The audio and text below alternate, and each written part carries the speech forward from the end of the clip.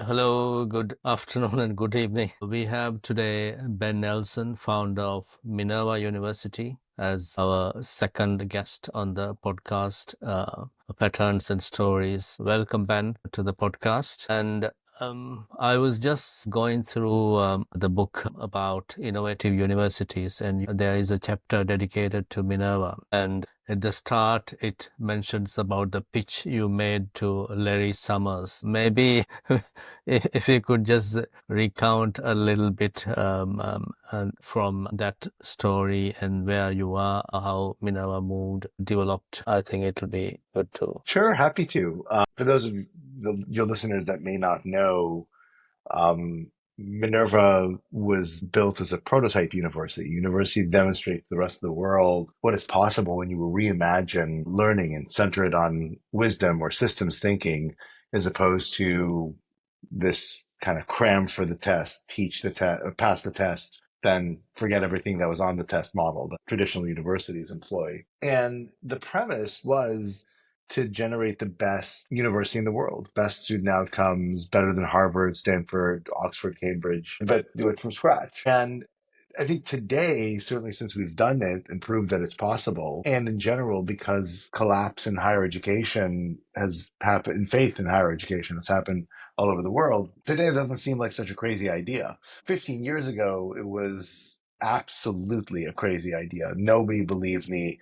People thought I was out of my mind by and large, and I knew that I needed real, social proof, right? The ability to demonstrate that it's not just me, that serious individuals are would back the idea, back the concept. And there really was no one more prominent in the world of global higher education than Larry Summers, former president of Harvard, former Treasury Secretary of the United States, just polymath, brilliant economist. And I did have the opportunity to finally meet him after more than a year of thinking about this idea, being told by almost everybody I met that I was completely crazy.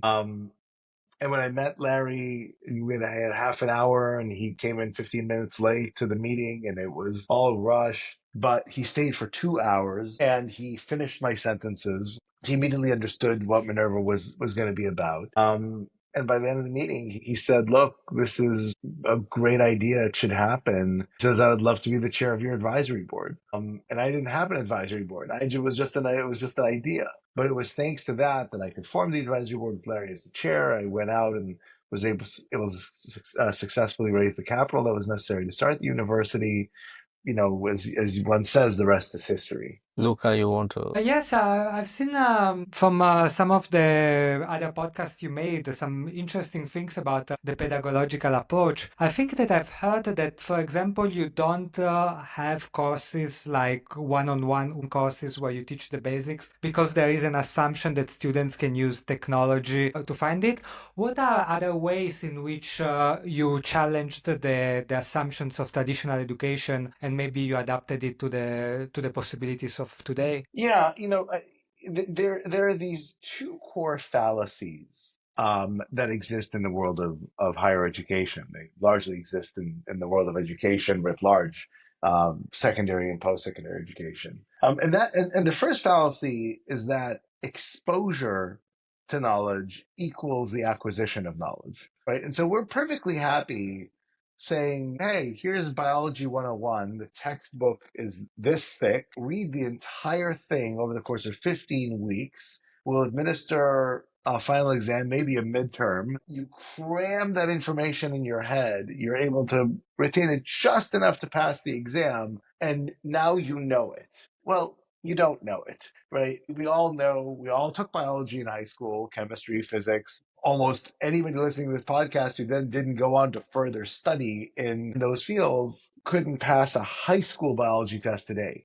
And that's because we simply don't retain information that way, right? In order to know something, you have to actually have spaced, deliberate practice in applying it, right? It's the equivalent of trying to teach somebody violin by letting them listening to the music, even letting them pick up the violin and or maybe violin has more technique associated with it, but getting in a piano and saying, okay, press this key, press that key, press this key, and now you're done. Now you know how to now you're a pianist. And it's kind of absurd. And so that's kind of fallacy number one. But there's a second and even more dangerous fallacy about education, which is that knowledge and acquiring bits of knowledge is equivalent to a true education or real learning, authentic learning. And that's also a fallacy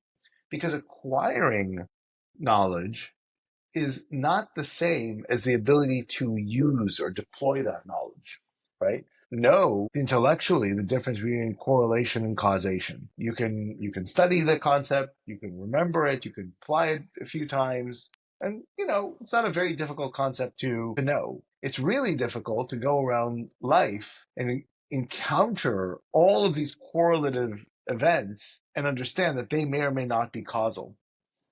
And that's a very hard thing for human beings to actually practice. We see things that wind up being correlated. We assume one causes the other. Not necessarily the case. Could be underlying conditions that cause both. It could be unrelated, but just coincidental. It could be that what you actually think is the cause is the effect and not the cause, etc.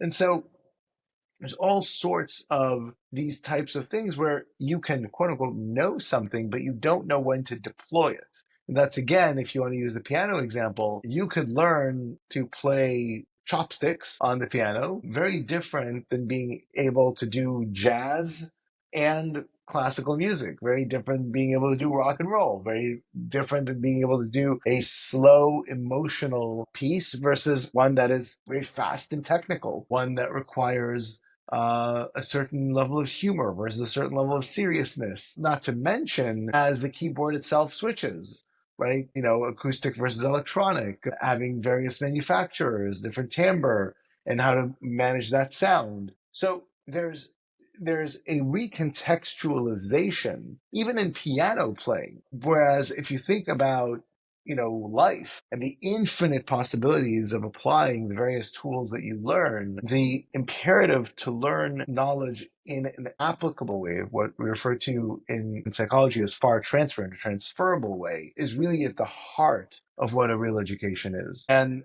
the Minerva model fixes the pedagogical problems that keep individuals from actually acquiring knowledge that they're exposed to. So it ensures that people actually retain what it is that they learn by and large. Can't retain everything, but a large quantity, and are then able to apply that knowledge no matter what context they are presented with.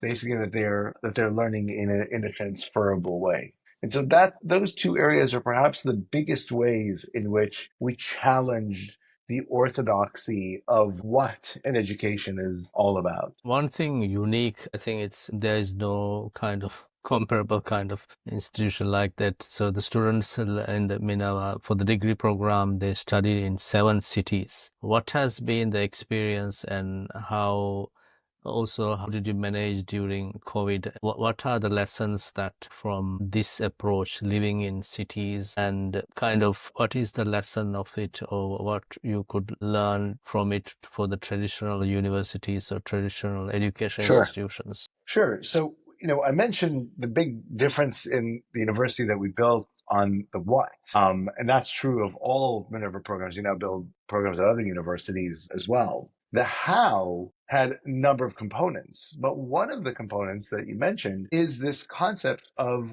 moving from culture to culture. One of the abilities of flexibly applying what you learn is to change context. And Minerva courses, though they're done on the web, much like we are now talking via live video, Minerva has developed its proprietary platform called Forum that indeed is managed on the web. And that platform is able to kind of engage with the learner and the professor in unique ways. It also gives a lot of flexibility as to where the students are. When you can take your class from anywhere, it doesn't mean that you have to be stationary for your entire degree. And so I created this rotation model where students go from country to country every semester. And they have this ability through location-based assignments to take what it is that they learn in the formal classroom and not just apply it in the real world, but apply it in these radically different real world contexts. And that's a part of their education. And that's quite important.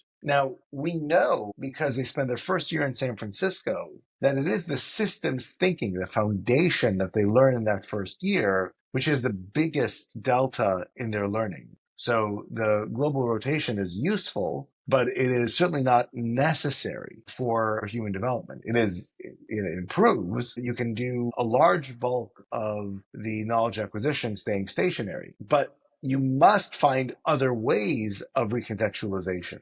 And indeed, in Minerva University, we not only recontextualized by travel, we also recontextualized by giving the same assessments, the same pieces of knowledge as you go from subject to subject, right? So in a history class versus a computer science class, when you produce work versus when you critique somebody else's work, when you think spontaneously versus when you have time to deliberate and think, and so forth and so on. And so during COVID, where we were for 2 years constrained to 4 cities as opposed to 7, the students traveled a little bit less, but they had different dimensions of transfer in the other components. And so their education was never compromised. And they were able to, during those 2-year spans, generally to visit 3 to 4 cities, which they would have done anyway. And so it just meant that after COVID, we had to put on the cities that we didn't go to during COVID for a year, and the students kind of caught up. Not everybody was able to catch up with all 7 cities, obviously, but certainly the vast majority were visiting at least 5. And that's what really. Thank you. Since you mentioned that that you have this platform forum, I've heard that one of the things you do is that you also use it to see how the students engage with the courses. It's my understanding. How do you use that information to maybe adapt the way the teacher acts? Yeah, absolutely. So in general, any good technology, of which there are shockingly few, thinks about what are the things that a human being should be able to do in the ideal. And then they build technologies that enable that ideal. So you can imagine, hey, if I'm running a seminar, I'm trying to teach 12, 15, 18 kids, or adults, depending on if you're doing it in high school, if you're doing it in university, if you're doing it in continuing education. What do I want to be able to do as a teacher in science fiction? Forget reality. Again, remember, this was 15 years ago when I was initially sketching out the plans for Minerva. And so one of the core things that you want to make sure is that every single student is engaged at all times. So rather than saying, oh, let me ask a question of one student and at random, and I hope that the other students did their preparation or they know the answer, what if you could actually ask all students at the same time? Well, that's actually a relatively easy process. You just ask them to type their response as opposed to say it and then submit, and you can see everybody's thinking. And then you can call on somebody. You can say, well, if we're having a conversation, we're having a debate, we're having a rapid fire set of questions, how do I ensure that all of the students are actually participating? You can say, oh, well, I guess there's a sound stream. Maybe I can measure the number of seconds that any given person is talking.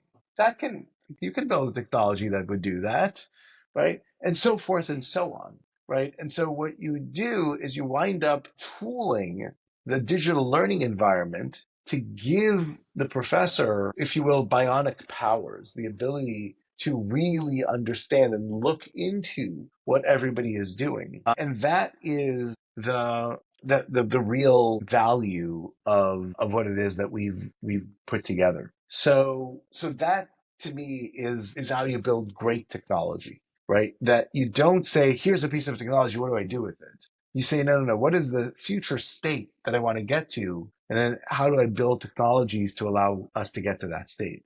And that's why since Forum debuted 12 years ago, it continues to be the most sophisticated digital learning environment in the world because it was designed with purpose in mind, as opposed to saying, oh, we have this tool, let's use it in education. right? Which is where so much of the rest of education technology has evolved from. One thing, so I was talking to a colleague who is a tutor. He these year 12 A-level students, and he was saying that this year he has seen an increase in demand for tutoring. So he was saying that one parent told him that his son uses AI and he doesn't trust AI. So he thinks that because of AI, his demand has increased. But coming to AI is something that is present now everywhere. And what do you think AI's role should be in the education, in higher education or in secondary education and in teaching? In a recent conference, I was asked just a couple of days ago in um, uh, on a panel, I was asked exactly that question. It was to react to a Bill Gates quote that in 10 years, teachers and doctors maybe and will likely be fully replaced by an AI. And what are the implications of that? And sure, there are all sorts of societal implications if that occurs. Who knows if that'll occur in 5 years, 10 years, 15 years? Never. I don't try and predict the future. However, what can't be replaced by an AI is the learner. Sure, you can easily make the argument that says you can train an AI to deliver content. You can train the AI to give feedback on how the learner is using content. You can train the AI to provide emotional support, to read the room, to be able to tailor a new learning experience based on what the student is saying, etc., etc., etc. What you cannot do is have an AI rewire somebody's neurons so they learn something they didn't know before. So they're able to transfer it to new contexts, so they'll be able to apply it correctly, so they will be able to think about it optimally. In fact, in an age of AI, when so much of the standard elements are done by the machine, the imperative to know becomes even greater. And I'll give you a I think it's an important concept or anecdote, I should say, around that. And the anecdote is my father, who is a very prominent scientist, molecular biologist, structural biologist, and he's in his late 80s and still published about a dozen papers since COVID.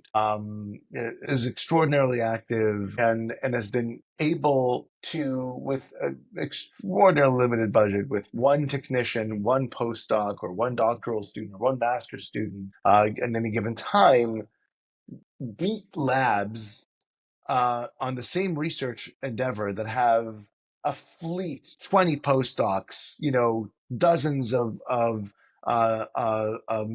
student assistants, technicians, etc., from the best labs in the world.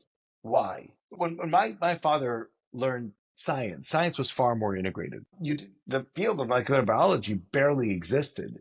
Um, and so he understood biology from its very core bases. He really understood why principles and laws of nature, principles of physics, affected biology. He also mixed his own chemicals. He didn't use kits. There were no kits to use. And so he ran experiments from first principles, constructing them from the base level on up. Now, you oftentimes assume, or one oftentimes assumes, that automation makes people more productive.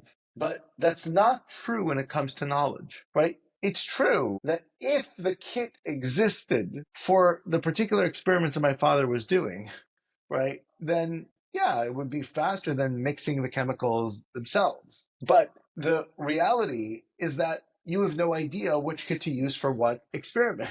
And if you don't understand the core principles, you're vastly slower. You need more human resources, more brute force, and you still can be beaten by somebody with vastly less resources who understands to the core, down to first principles. That is a microcosm of what we are in education, or what we're seeing in education today in any field. You can say, hey, I have an AI, and why do I need to analyze something when the AI can analyze it for me? And that's lovely when there's a correct answer, one correct answer. It's problematic when there are several potential correct answers, when you require judgment, when you don't really know if what the AI produces makes sense or doesn't make sense, or you have to discern, right? And so the imperative to be able to have that artisanal, handcrafted ability married with the intuitions that enable you to do so at a speed that is faster than the brute force is becoming more and more and more critical. It's actually one of the reasons why, by many measures, the rate of scientific advancement has slowed down over the past couple of decades, especially when you look at practical outcomes. You look at the number of blockbuster drugs that come to market in any given year compared to where they were 40 years ago. It's a remarkable slowdown. And that's an important thing to understand around what it is that is possible around the world of AI. So how does AI actually improve learning? Well, it does improve learning by first and foremost enhancing the teacher's capability. Again, maybe years down the road, you won't even need the teacher. I remain somewhat skeptical about that, but you never know. Again, I don't want to rule anything in or out. Looking at the future, but for the learner, right? AI must be a tool that, of course, they need to use it. Of course, it's there, must be incorporated into their lessons, but it's got to be a tool to be used to train the student more rigorously as opposed to less rigorously. And that's the orientation which will be the mark of a great use of AI versus a poor use of AI. Thank you. I love that because I also think like that the AI can, since it can streamline some part of the task, it can leave like more space to train the judgment. One question I wanted to ask is, what, like you started Minerva with already quite some ideas about what you wanted to change, what the new approach would be and so on. But what are maybe some new things you discovered that you didn't think at the beginning, and then as you went on, you discovered? Yeah. One of the things which may sound silly for me not to have thought of ahead of time was, universities are administratively and cost-wise extraordinarily bloated institutions. They spend money on all sorts of ridiculous things in all sorts of ridiculous ways. And so, in fact, one of the reasons you see relatively low public outcry about the admittedly terrible things that are happening to American universities today is because people broadly know that universities are doing a lot of bad things. They may not agree with the tactics in which the current government is pursuing them. I certainly do not.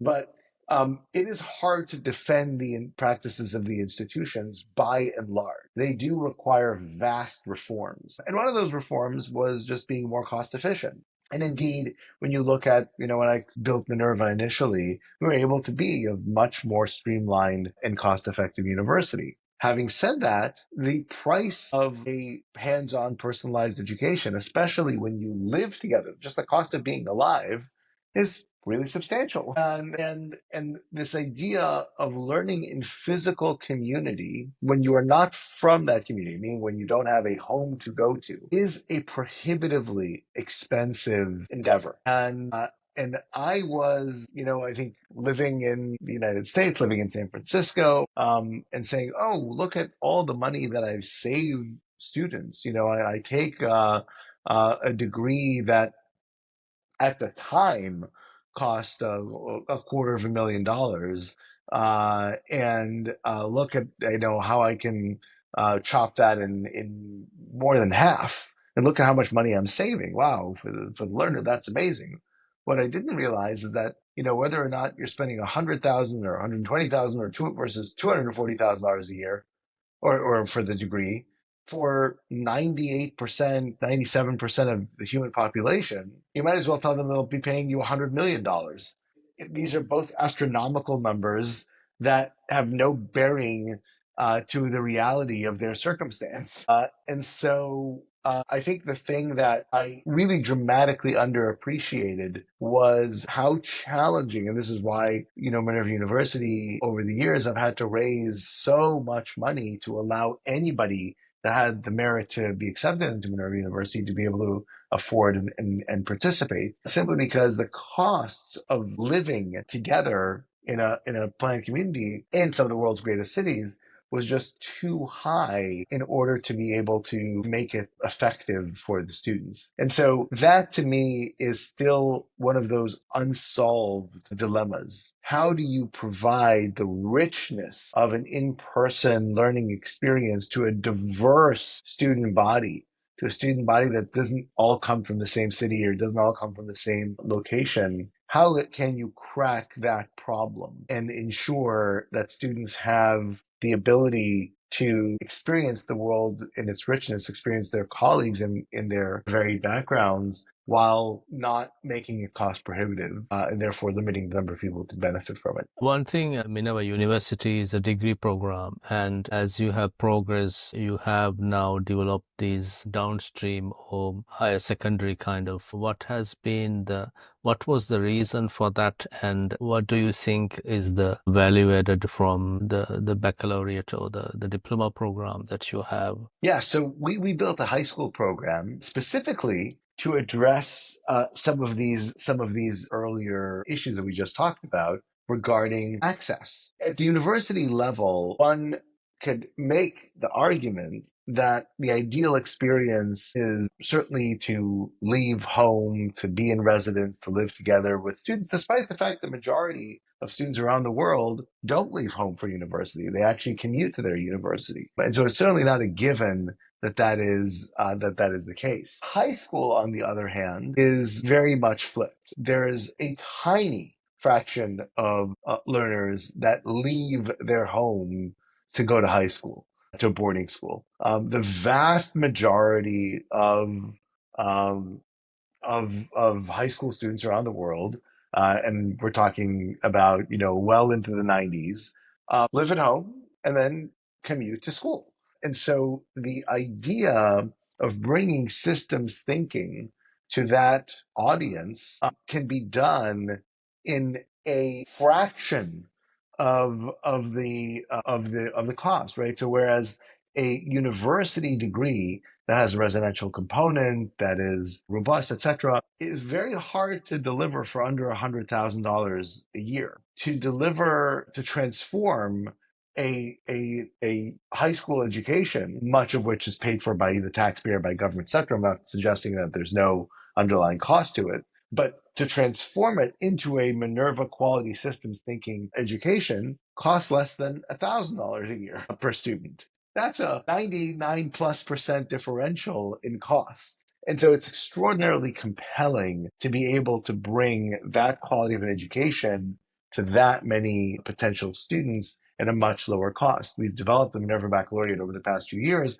And just this past year in 2024, created a company to spin out of the Minerva project that will focus on propagating it beyond the pilot program we did in Korea over the past 4 years now, and now we're bringing the Minerva Baccalaureate to other countries. So we have several schools in Korea that use it. We have presence in Kazakhstan, presence in Taipei. We're having conversations with schools in half a dozen other countries, and we expect over the coming 5 to 10 years to really have the Minerva Baccalaureate be a pervasive model of high school education.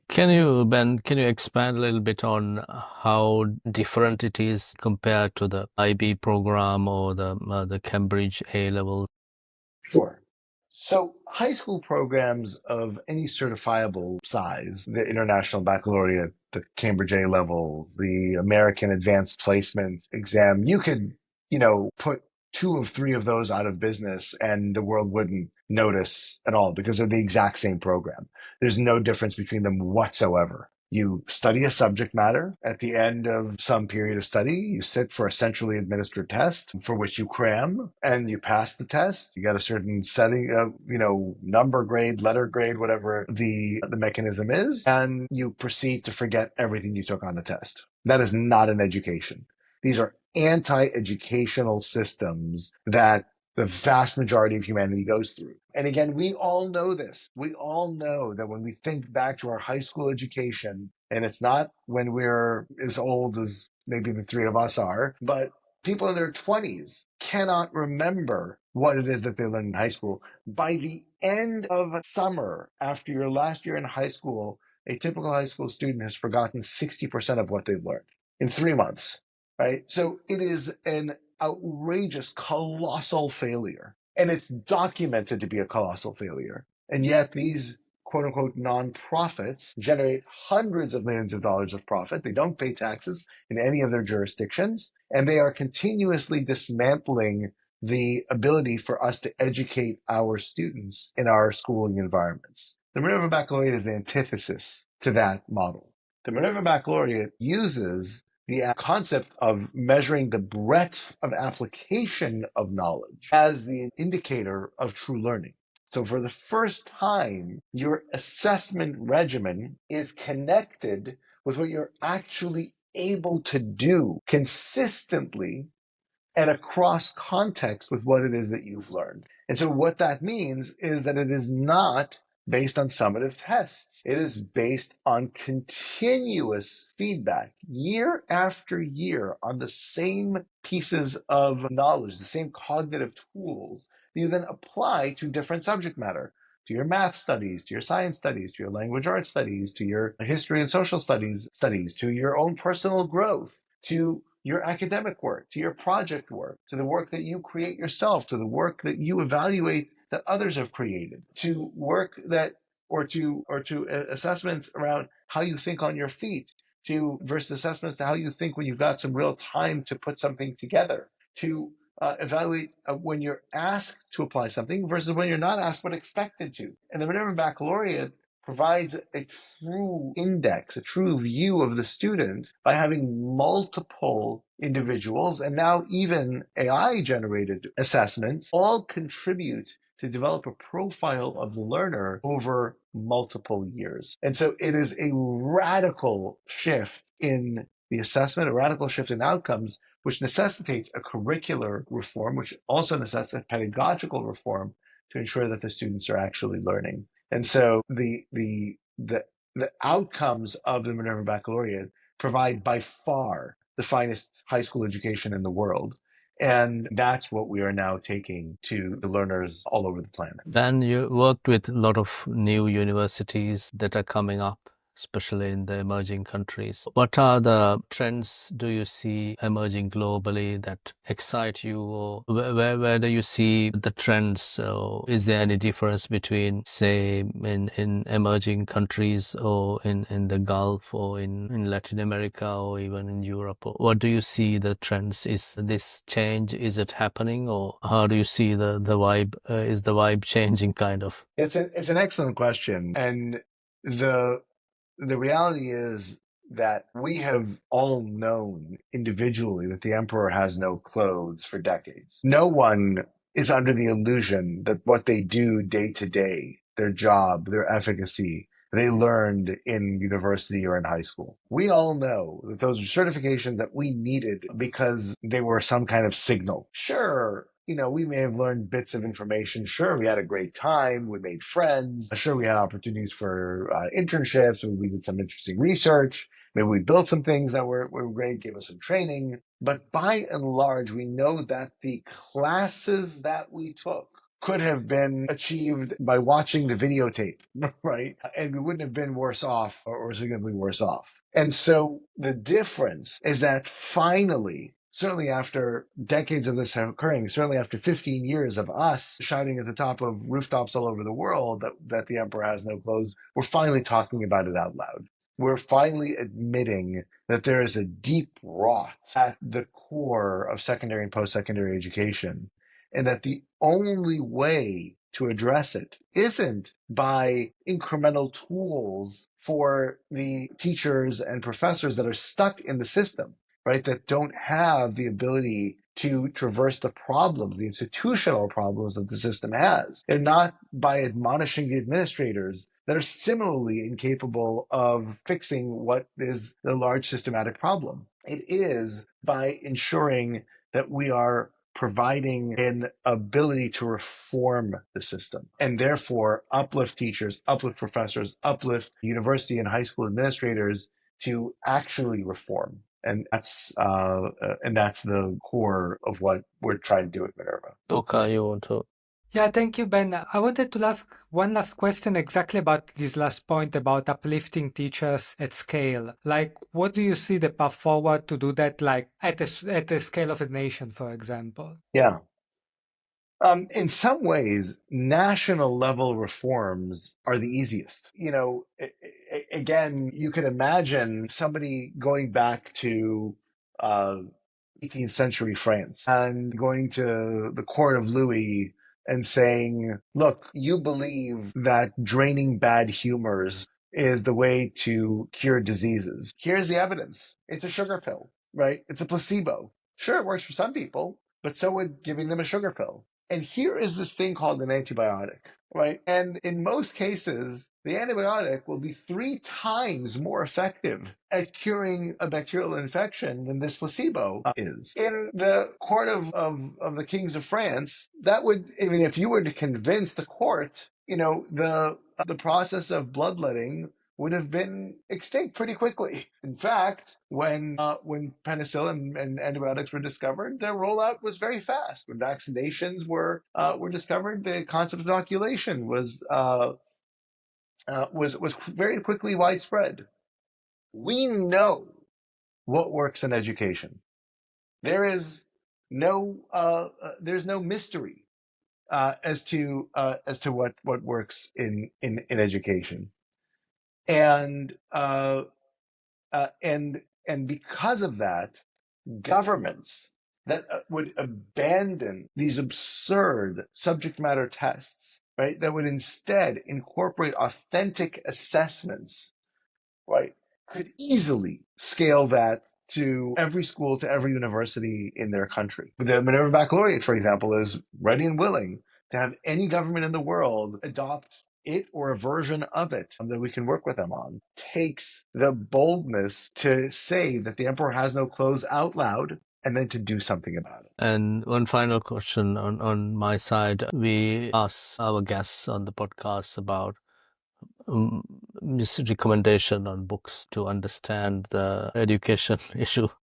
Yeah. 5 or few books that we certainly recommend. Your book, you wrote it with, I think, Coslin, Building the Intentional University, and as well as the new Global Universities, which has a chapter devoted to Minerva. Do you have any recommendations on trying to understand? You certainly took the two recommendations that I would have, right? If you really want to understand not only what we did to build Minerva, but how new universities are created in general, I would highly recommend picking up those 2 books. Thank you. Luca, you want to wrap up?